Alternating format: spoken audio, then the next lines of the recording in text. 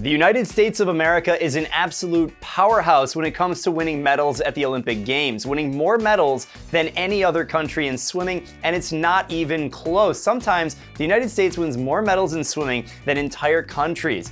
In this video, we're gonna walk through exactly why that is. And if you watch this video until the very end, I'm gonna make sure I share with you guys some things that may surprise you. Now, if you guys are new here, welcome. My name is Faris Savati, co-founder and CEO of MySwimPro, and we help you take your swimming to the next level. So if you wanna swim faster and smarter than ever before, make sure you subscribe to the channel, like this video, let me know down below in the comments where you guys are joining. We have a global community, and I wanna see where you guys are from and what you guys think about this topic. So let's talk about just how dominant the United States is in swimming specifically. If we think about the Tokyo Olympics, which we just completed, just in swimming, the United States won a total of 30 Olympic medals. Absolutely incredible. 11 of those gold. And even more ridiculous than that, in 2016 at the Rio Olympics, the United States won 33 Olympic medals just in the pool. Australia came in runner-up with 21 total medals. Then Great Britain with 8 medals. Again, this is in the pool. 6 medals for China, 3 medals for Japan, and that rounds up the top 5.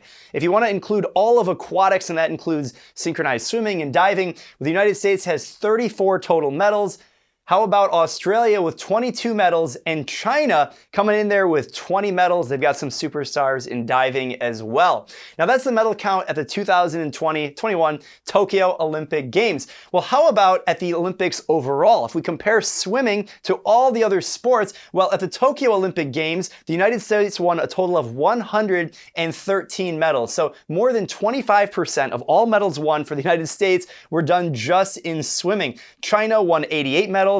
Russia, 71, Great Britain, 65, and Japan with 58 medals in total at the Tokyo Olympics. And when we think about the legacy of swimming and why the United States is so good, obviously we have a historical perspective. In total, in the pool, in the history of these Olympic Games, the United States has won 553 medals in swimming, followed by Australia with 198 medals, Japan with 81 medals, Great Britain with 79, and how about China with 43 medals? The United States with over 10 times as many medals just in swimming as the 5th highest country, that is China.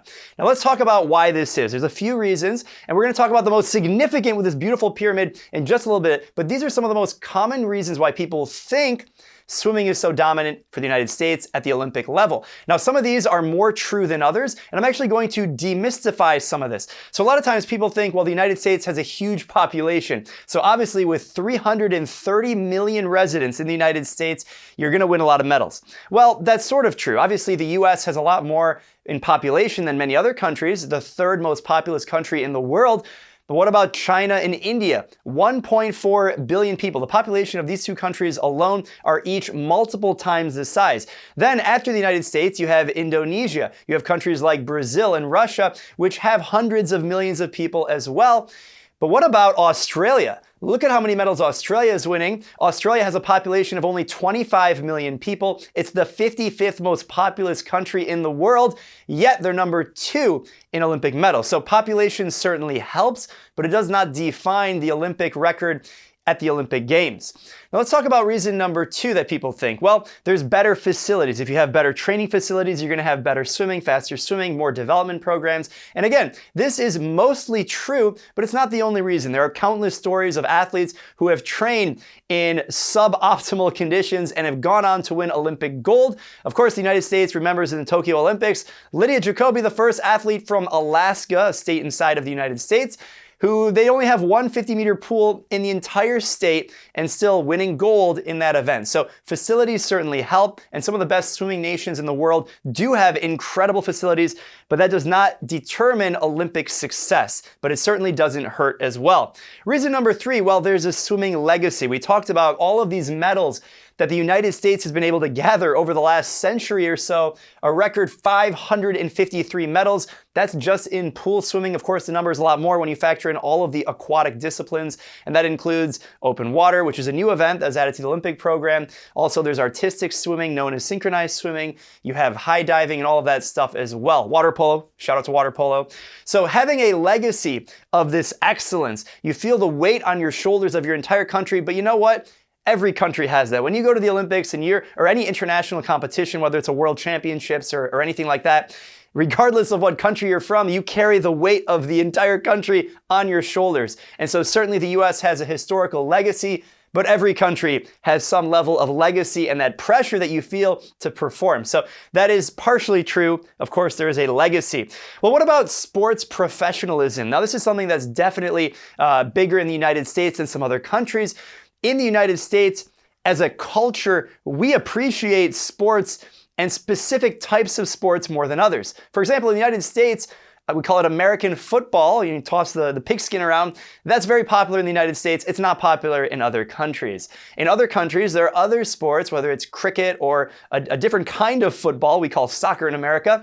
These are much more popular. And in the United States, there's a level of professionalism where people have the cultural acceptance to be a professional swimmer, to go on and compete in the university level, to go on and continue to follow your passion in swimming beyond the age of 17 or 18 years of age. And this isn't really true in a lot of other countries, and in countries that have this kind of culture, we often see swimming excel at a higher level. So I definitely believe number 4 here, swimming sports professionalism, is much better than some other countries. Now let's talk about number 5, well, climate and geography. So if you think about the United States and all its vastness of geography, there's a lot of coastal areas. A lot of coastal areas mean people might learn how to swim more, and maybe there's more pools, more opportunities. And this isn't really true. If you look at a lot of other countries that have water surrounding them, just by being in a climate or geography that has a lot of water doesn't necessarily mean you're going to have swimming performance. It doesn't hurt. It definitely doesn't hurt. Where I live in Michigan, we actually have more freshwater coastline than any other state in America. And certainly swimming is a big deal here, but we're not the fastest state in America by any standards. And so when you think about geography and climate, it certainly doesn't hurt, but it does not define the success of a nation or a state when it comes to athletic performance in swimming at the highest level. And then number 6 here is compensation. We often think, well, if you just pay people more, you're going to get better performance. And this is, again, partially true. It doesn't hurt, but it doesn't define the success. A quick example of this, in the United States, if you win a gold medal, you'll make $37,500 as a bonus. Some other countries in Europe and other parts of the world will pay hundreds of thousands of dollars to athletes that win a gold medal or a silver medal or a bronze. And obviously this was made famous by Singapore. Joe Schooling in 2016, he beat Michael Phelps. A gold medal bonus was $1 million. So obviously it's not all about the money. It certainly doesn't hurt as an incentive. And there is compensation for national team members, which we'll talk about. In the United States, a national team, we'll talk about that. They actually make more money than many other countries. But again, money and compensation does not define, but it does not hurt as well. Before we get into the video, I want to tell you about a limited time opportunity to be an owner of MySwimPro. I started MySwimPro in 2015, and since then, over 1 million swimmers in 180 countries have downloaded the MySwimPro mobile app. We've helped thousands of people swim faster, improve their technique, lose weight, and lead happier and healthier lives. For as little as $100, you can become an owner in MySwimPro and help shape the future of swimming. We've generated millions in revenue, we're growing super fast, and we have an amazing global team. The minimum investment is $100, and you can learn more about how you can become an owner in MySwimPro on the WeFunder investment page linked down below. Happy swimming, and back to the video. The real reason, the piece de la resistance of why the United States has absolute dominance at the highest level, it comes down to something called the architecture of competitive swimming in the United States. And this is how the national governing body is actually built. The national governing body, the NGB, is basically USA Swimming in the United States. It's 400,000 members, and that actually only makes up the top 3 parts of this pyramid. This pyramid is 4 parts, and sort of like a ladder, in the United States, there is such a good progression all the way from learning how to swim to competing on a team, to going to a national level, and eventually making it onto the US national team and going to the Olympic trials, qualifying for the Olympic Games, and then winning an Olympic medal. There's a process, there's a plan, and there's numbers behind each of these different components that define the success at the highest level. And you can almost map in reverse some of the greatest athletes of our time, like Michael Phelps, Caleb Dressel, Katie Ledecky, and you can follow their progression to that elite level, and you can see at every single step of the way how they got to where they are. Now, if you look at the bottom of this, this is the base. A lot of this is not even USA Swimming, which has 400,000 members that are registered. This base of recreation, called recreational and water safety, this includes learning how to swim. USA Swimming does have a program called Make a Splash, basically teaching kids how to be water safe, getting them comfortable in the water. This is tens of millions of people. So this is where having a population is certainly helpful, because your foundation is literally tens of millions of people, maybe even 100 million people, because in the United States, at least half the population can swim at some point in their life. And so you have over 150 million people who either now, currently, or in the past, learned how to swim through either their parents or a Learn to Swim program, swim lessons, and eventually some small fraction of those people, because they developed a comfort in the water, will move up to the next level, which is being on some sort of a team. So level 2 is a team. And so you have some small percentage, maybe less than 1% of these people will end up going on to be in a summer league. It's actually more than 1%, but a single digit percentile of this group will go on to compete in a summer league team. That's how I started. That's how many of the best swimmers in the world, they do a summer recreation league that's only 4 or 6 or 8 weeks in length during the summer, or they'll start a USA club program. The average club size is about 100 swimmers. You have coaches who are professional, it's their full-time job or part-time, or they'll join some type of a high school or eventually college program. And so as you move from level 2 to level 3, you have the national level. Now what's interesting is as we go up the ranks and through this ladder, these groups become much, much smaller. So it's not drawn to scale is what I'm saying. This pyramid is not drawn to scale. So, call this 10 million people, learning how to swim. Just a few percent of the population are learning how to swim at any given moment, or in this, Learn to Swim safety classification. And then we shrink to maybe 1 million swimmers. The next audience size is a lot smaller that are doing summer leagues, high school, USA Club. USA Club is 400,000. High school is anywhere from, 500,000 to 1 million or something like that. And so we've already gone 10x smaller. The next level is another 10x or even 100x shrinkage in size when we're talking about senior club level swimmers, national junior team development camps. And even within the national, even though it's such a small amount compared to the rest of this over here, it's still highly competitive, and there's multiple levels within level number 3, even level number 2. As we go from level 3 to level 4, at the top of the pyramid, again, there's many different levels within that top piece of the pyramid, and we shrink another 100x in size. So now we're really only talking about 100 to 1,000 swimmers that fit into this elite category, and that would be the national team at the elite level in college and post-college, and really this, several hundred swimmers, or even call it several thousand swimmers that are training beyond the college level. They're over 18 years age, and they're choosing to go after swimming and go after their dreams. These are all the athletes that will compete at the US Olympic trials, and eventually the top 2 at that level will go to represent the United States of America at the Olympic Games. So if you guys are enjoying this video so far, if you have any questions, let us know down below in the comments.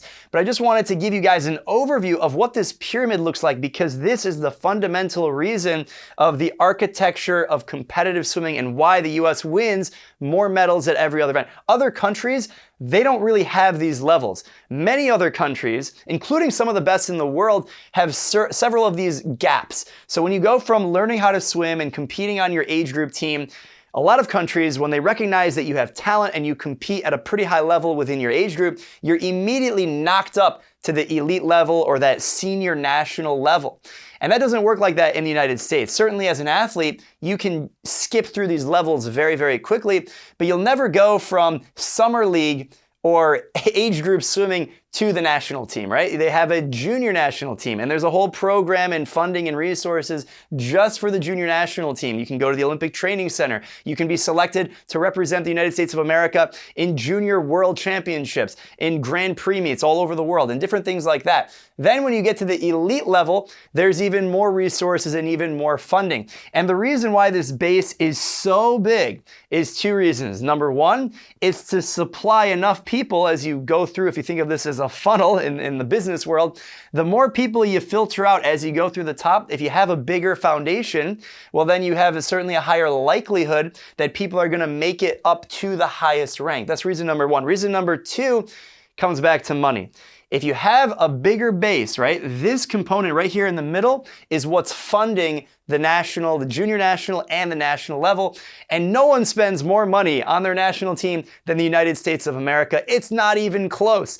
The United States of America, through USA Swimming, spends millions of dollars every single year just for the national team. And that includes, of course, travel, but also paying the coaches, the national team staff, and making sure that all of this, and when I say national team staff, let me dive into this just a little bit. The United States has a doctor, they have a massage therapist, psychologist, analytics, everything you could think of to help these athletes perform. The US has it. The US even goes out of its way to rent their own transportation services at international competitions, because if you go to a FINA World Championships, many countries don't have the access to fund their top athletes at the competition. And so like the FINA, Fédération Internationale de Natation, they will actually fund a bus and a hotel to let athletes stay in and bus them back and forth to the meet.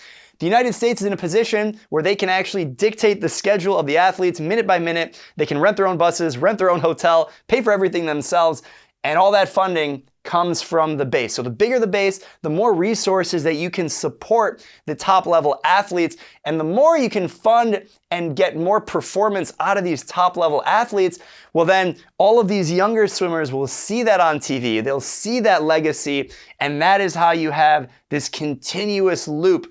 And this cycle will continue. Now, if you're watching this and you're trying to develop your own club program, or you're a national governing body, and shout out if you are watching this, if you're thinking about, well, how do we get more swimmers from our country to represent us at the highest level and win more medals?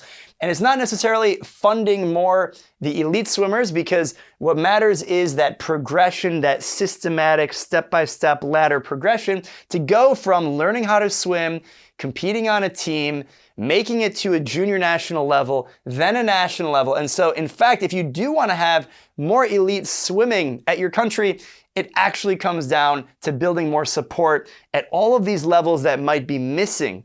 Because if you think about Caleb Dressel or Michael Phelps or Katie Ledecky or any of these athletes, you can chart back every single progression they had.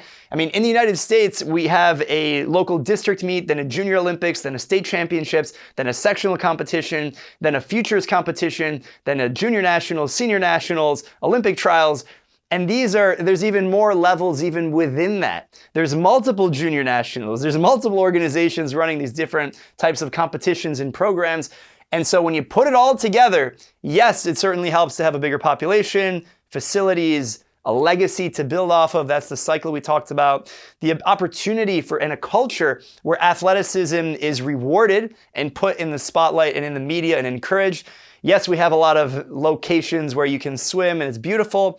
And also we are able to supply the national team and provide compensation when athletes win medals. But at the end of the day, it comes back to this step ladder progression. So I hope that explained why the United States has been so dominant in pool competition for the last 100 years or so.